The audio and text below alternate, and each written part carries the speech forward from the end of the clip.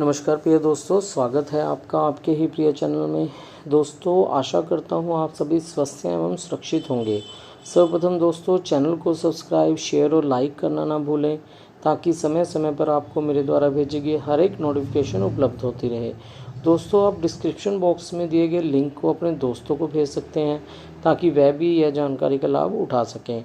दोस्तों, आज मैं आपके लिए लेकर आया हूँ कक्षा 8वीं का पाठ 2 लाख की चूड़ियाँ, जो कि कामता प्रसाद द्वारा लिखा गया है। कामता प्रसाद जी ने मशीनों द्वारा चिनते कारीगरों रोजगार को तो दर्शाया ही है, साथ ही एक कुशल कारीगर के स्वाभिमान को भी दिखाया है। तो चलिए शुरू करते हैं पाठ पठन कार्य। लाख की चूड़ियाँ। सारे गांव में बदलू मुझे सबसे अच्छा आदमी लगता था, क्योंकि वह मुझे सुंदर सुंदर लाख की गोलियां बनाकर देता था। मुझे अपने मामा के गांव जाने का सबसे बड़ा चाव यही था कि जब मैं वहां से लौटता था तो मेरे पास ढेर सारी गोलियां होती, रंग बिरंगी गोलियां जो किसी भी बच्चे का मन मोह ले। वैसे तो मेरे मामा के गांव का होने के कारण मुझे बदलू को बदलू मामा कहना चाहिए था, परंतु मैं उसे बदलू मामा ना कहकर बदलू काका कहा करता था, जैसा कि गांव के सभी बच्चे उसे कहा करते थे। बदलू का मकान कुछ ऊंचे पर बना था। मकान के सामने बड़ा सा सहन था, जिसमें एक पुराना नीम का वृक्ष लगा था। उसी के नीचे बैठकर बदलू अपना काम किया करता था। बगल में भट्टी दहकती रहती, जिसमें वह लाख पिघलाया करता। सामने एक लकड़ी की चौखट पड़ी रहती, जिस पर लाख के मुलायम होने पर वह उसे सलाख के समान पतला करके चूड़ी का आकार देता। पास में 4-6 विभिन्न प्रकार की बेलनुमा मुंगेरियाँ क्या होती हैं? गोल लकड़ी को ठोकने पीटने के काम आती हैं, उन्हें बोलते हैं मुंगेरियाँ, रखी रहती, जो आगे से कुछ पतली और पीछे से मोटी होती। लाख की चूड़ी का आकार देकर वह उन्हें मुंगेरियों पर चढ़ाकर गोल और चिकना बनाता और तब एक एक कर पूरे हाथ की चूड़ियाँ बना चुकने के पश्चात वह उन पर रंग करता। बदलू यह कार्य सदा ही एक मचिए पर बैठकर किया करता था। मचिया किसे बोलते हैं? सूतली से बनी छोटी बैठने के काम आने वाली खाट को बोलते हैं मचिया, जो बहुत ही पुरानी थी। बगल में ही उसका हुक्का रखा रहता। हुक्का गांव में लोगों द्वारा तंबाकू का धुआं खींचने के लिए बना एक यंत्र, उसे बोलते हैं हुक्का, जिसे वह बीच बीच में पीता रहता। गांव में मेरा दोपहर का समय अधिकतर बदलू के पास बीतता। वह मुझे लल्ला कहकर पुकारता था। वह मुझे क्या कहता था? लल्ला। मेरे पहुंचते ही मेरे लिए तुरंत एक मचिया मंगा देता। मैं घंटों बैठे बैठे उसे इस प्रकार चूड़ियाँ बनाते देखता रहता। लगभग रोज ही वह 4-6 जोड़े चूड़ियाँ बनाता। पूरा जोड़ा बना लेने पर वह उसे बेलन पर चढ़ाकर कुछ क्षण चुपचाप देखता रहता, मानो वह बेलन ना होकर किसी नववधू की कलाई हो। बदलू मणिहार था। चूड़ियाँ बनाना उसका पैतृक पेशा था। पैतृक क्या होता है? पिता से प्राप्त या पुश्तैनी काम। और वास्तव में वह बहुत ही सुंदर चूड़ियाँ बनाता था। उसकी बनाई हुई चूड़ियों की खपत भी बहुत थी। उस गांव में तो सभी स्त्रियां उसकी बनाई हुई चूड़ियाँ पहनती ही थीं। आसपास के गांव के लोग भी उससे चूड़ियाँ ले जाते थे, परंतु वह कभी भी चूड़ियों को पैसों से ना बेचता था। उसका अभी तक वस्तु विनिमय का तरीका था। वस्तु विनिमय का तरीका अर्थात क्या अर्थ है इसका? पैसे से ना खरीद कर एक वस्तु के बदले दूसरी वस्तु लेना, जो कि पुराने समय में ऐसा ही होता था, और लोग अनाज के बदले उससे चूड़ियाँ ले जाते थे। बदलू स्वभाव से बहुत सीधा था। मैंने कभी भी उसे किसी से झगड़ते नहीं देखा। हाँ, शादी विवाह के अवसरों पर वह अवश्य जिद पकड़ जाता था। जीवन भर चाहे कोई उससे मुफ्त चूड़ियाँ ले जाए, परंतु विवाह के अवसर पर वह सारी कसर निकाल लेता था। आखिर सुहाग के जोड़े का महत्व ही और होता है। मुझे याद है, मेरे मामा के यहाँ किसी लड़की के विवाह पर ज़रा सी किसी बात पर बिगड़ गया था और फिर उसको मनाने में लोहे लग गए थे। विवाह में इसी जोड़े का मूल्य इतना बढ़ जाता था कि उसके लिए उसकी घरवाली को सारे वस्त्र मिलते, ढेरों अनाज मिलता, उसको अपने लिए पगड़ी मिलती और रुपए जो मिलते सो अलग। यदि संसार में बदलू को किसी बात से चिढ़ थी तो वह थी कांच की चूड़ियों से। यदि किसी भी स्त्री के हाथों में उसे कांच की चूड़ियाँ दिख जाती तो वह अंदर ही अंदर कुड़ उठता। कुड़ यानी कि मूर्ख ना समझ की तरह। कभी कभी तो 2-4 बातें भी सुना देता। मुझसे तो वह घंटों बातें किया करता। कभी मेरी पढ़ाई के बारे में पूछता, कभी मेरे घर के बारे में और कभी यूं ही शहर के जीवन के बारे में।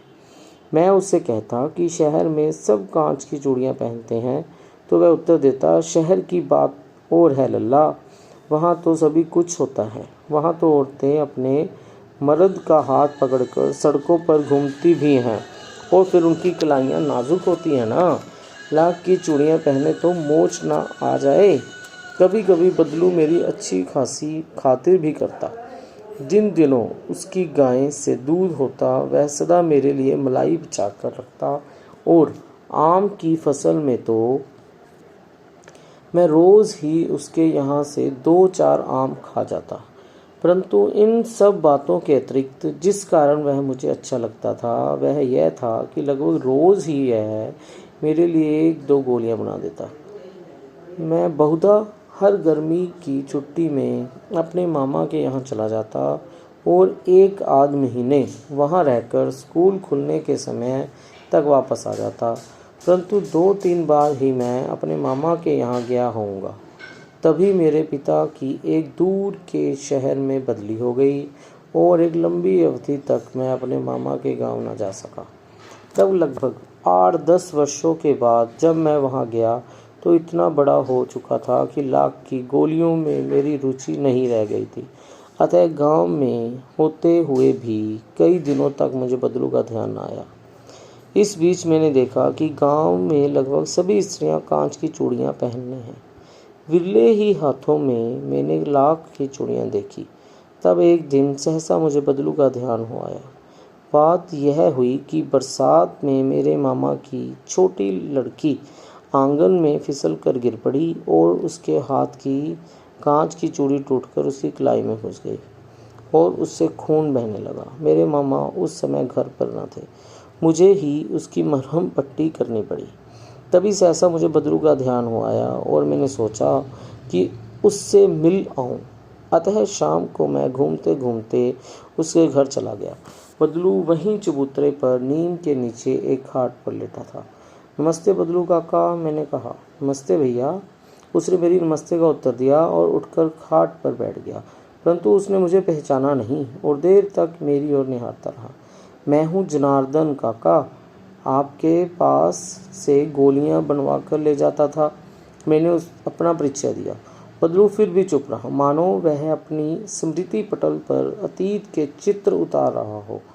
तब वह एकदम बोल पड़ा, आओ आओ लल्ला, बैठो, बहुत दिन बाद गांव आए। हाँ, इधर आना नहीं हो सका काका, मैंने चारपाई पर बैठते हुए उत्तर दिया। कुछ देर फिर शांति रही। मैंने इधर उधर दृष्टि दौड़ाई। न तो मुझे उसकी मछिया ही नजर आई, न ही भट्टी। आजकल काम नहीं करते काका, मैंने पूछा। नहीं लल्ला, काम तो कई साल से बंद है। मेरी बनाई हुई चूड़ियाँ कोई पूछे तब तो गांव गांव में कांच का प्रचार हो गया है। वह कुछ देर चुप रहा, फिर बोला, मशीन युग है ना यह लल्ला, आजकल सब काम मशीन से होता है। खेत भी मशीन से जोते जाते हैं और फिर जो सुंदर कांच की चूड़ियों में होती है लाख में कहाँ संभव है, लेकिन कांच बड़ा खतरनाक होता है, बड़ी जल्दी टूट जाता है। मैंने कहा, नाजुक तो फिर होता ही है लल्ला। कहते कहते उसे खांसी आ गई।